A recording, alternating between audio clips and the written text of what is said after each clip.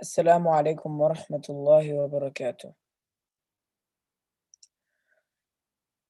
الله أكبر،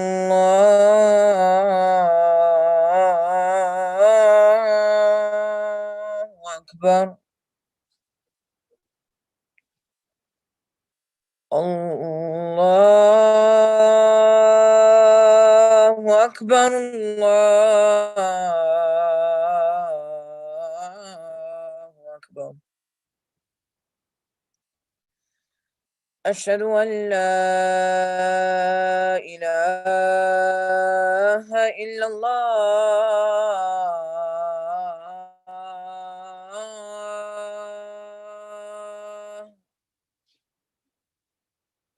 أشهد أن لا إله إلا الله.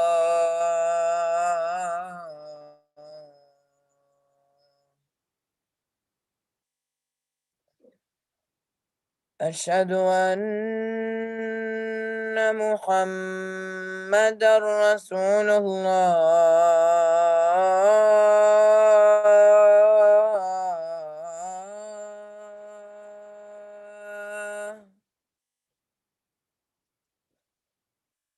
أشهد أن محمدا رسول الله.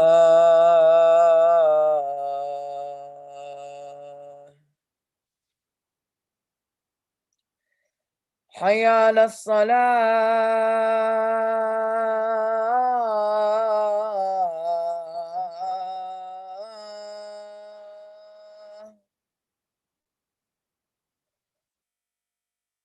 حي على الصلاة.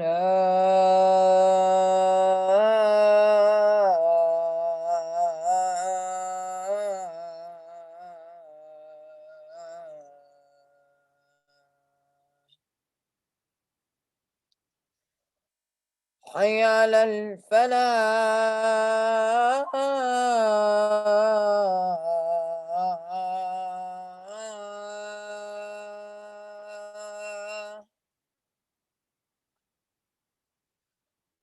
حي على الفلاح.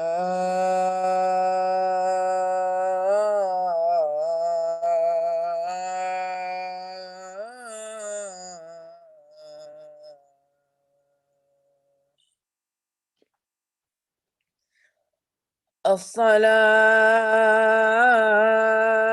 خير من النوم.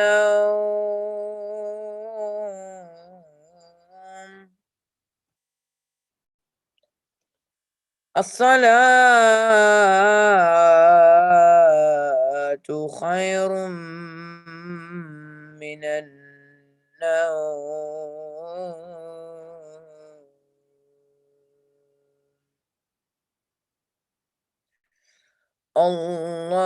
الله أكبر، الله أكبر. لا إله إلا الله.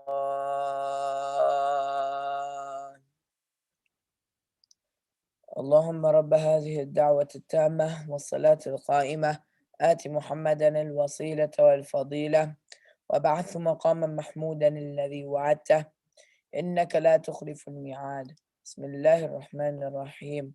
رب اشرح لي صدري ويسر لي أمري واحلل عقدة من لساني يفقه قولي. ربنا زدنا علما. اللهم أجرنا من النار، اللهم أجرنا من النار، اللهم أجرنا من النار، آمين يا رب العالمين. Today, inshallah, we'll be talking about another Imam Nawawi's hadith. This one is hadith number 41, which is the second to last hadith that he has narrated. And it talks about the desire of a believer. عن أبي محمد عبد الله بن عمرو وبن عاص رضي الله عنهما قال قال رسول الله صلى الله عليه وسلم لا يؤمن أحدكم حتى يكون هواه تبعا لما جئت به. حديث صحيح. رويناه في كتاب الحجة بإسناد صحيح. On the authority of Abu Muhammad Abdullah ibn Amr ibn al-As radiyallahu anhu, who said that the Messenger of Allah sallallahu alayhi wasallam said that none of you truly believes until his desires are subsequent to that which he has brought. Imam Nawawi says that we have related in Kitab al-Hujjah with Sahih chain of narrators. So inshallah we'll be going over some main key points of this hadith. So many of the scholars of hadith have declared that this hadith is actually weak itself, weak in its chain in narration. But we study the content of this hadith because it is sound. We do not attribute the Prophet ﷺ completely saying this. That's why we call it weak. But the content that we study from this hadith, it's sound. So that's why we have to study this hadith. And Imam Nawawi did not live for that long. So he did not compile everything randomly. And he followed a specific and a wise set sequence. So it is as if he is saying for us to believe, and we need to follow all the previous ahadith to make that our desire. Therefore, we need to be inclining to act upon them. So Imam Nawawi made all these hadith compilations so that no one could have any doubts. So that's why Imam Nawawi has one of the most, it is one of the most top-notch hadith books, comparable almost to Riyadh al-Salihin, which is a compilation of a lot of the Sahih hadith. So what can we learn from this hadith itself? So we can learn from this hadith that Iman increases and decreases based on the agreement of your desires, based on the agreement of your nafs with the teachings of the Prophet sallallahu alaihi wasallam. And desires are not necessarily a bad thing. There are bad desires mentioned in the Quran as well, and there are also fulfillments of desires in a limitless manner. The desire mentioned in the hadith means love, that you should love what the Prophet ﷺ has brought down. We shouldn't look at the obligations as something we have to do, but we have to do them with love. And that is to achieve that. When we do that, we get to achieve Allah subhanahu wa ta'ala's love. And that is achieved by loving Allah subhanahu wa ta'ala. Allah subhanahu wa ta'ala didn't legislate the Sharia for his benefit, but he legislated it for our benefit. And we need to know the purposes of the Sharia and its benefits so that we can appreciate it and so we can love it. So this hadith makes our desires to conform to the teachings of Islam to be a condition of completeness of Iman. And this is because if our desires do not conform to the Sharia, we would find it very difficult to adhere towards it. And hence we would not be fully able to adhere to it, thus having an incomplete Iman. And if we know what the reality of the sins is, then we would not sin. Allah subhanahu wa ta'ala dispraises those he dislikes, what he loves, and like what he hates in many places in the Quran, such as in Surah Muhammad. Multiple times Allah subhanahu wa ta'ala mentions it. And Yahya ibn Mu'adh said that whoever claims to love Allah subhanahu wa ta'ala but does not keep within his limits is not truthful in his love. That means he is just saying it and it is not coming from his heart. And that brings us to another point, that if you want to truly love Allah subhanahu wa ta'ala, it doesn't have to come from your tongue, but we should try to make it come from the deepest portions of our heart. And that is where the real Iman comes from, that if we can do it from our heart, and that is the real Iman. But if we cannot do it from our heart, that is incomplete. A believer is complete in that there is no difference in what he professes and what his heart feels. Both of them have to have the same desires, both of them have to have the same ideas.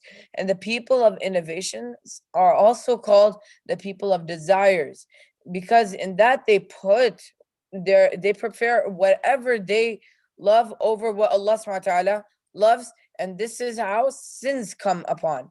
And when they sin, when these type of people sin, many people will say, only Allah subhanahu wa ta'ala will judge me on that day. And this is incorrect because these people know that they're wrong. This is incorrect as people can judge the actions of others. And hence, that's why we have punishments actually in this dunya. And the Prophet ﷺ made many rules on punishments in Islam. And only Allah subhanahu wa ta'ala can judge what's in our hearts. But the human can actually see the actions of a person reflected by his limbs, and that shows what his heart actually contains. We can see it from the outside of his body, but we cannot see it from the inside of his body. Only Allah subhanahu wa ta'ala can do that. So, main key points from this hadith, that we should have love for the teaching of the Prophet sallallahu alaihi wasallam. We should look at the obligations with love rather than something that must be done, and how to make our desires to conform to what Allah subhanahu wa ta'ala loves. 3 points: have a deeper knowledge of the purposes of Sharia, increase in your knowledge about rewards and punishments that Allah subhanahu wa ta'ala can give, and avoid useless talk and useless actions which only serve to waste your time and distance yourself away from Allah subhanahu wa ta'ala. So this hadith is very important, especially since we are in the month of Ramadan. This is very important because this is the only 1 month that we have to dedicate to Allah subhanahu wa ta'ala. We should try reading as much as Quran. We should try doing as much as adhkar. And this is when we come closer to Allah subhanahu wa ta'ala. And we should avoid any useless talk. We should avoid any useless actions on the phone or anywhere else. جزاك الله خيرا. سبحان ربك رب العزة عما يصفون وسلام على المرسلين والحمد لله رب العالمين وآخر دعواهم من الحمد لله رب العالمين والسلام عليكم ورحمة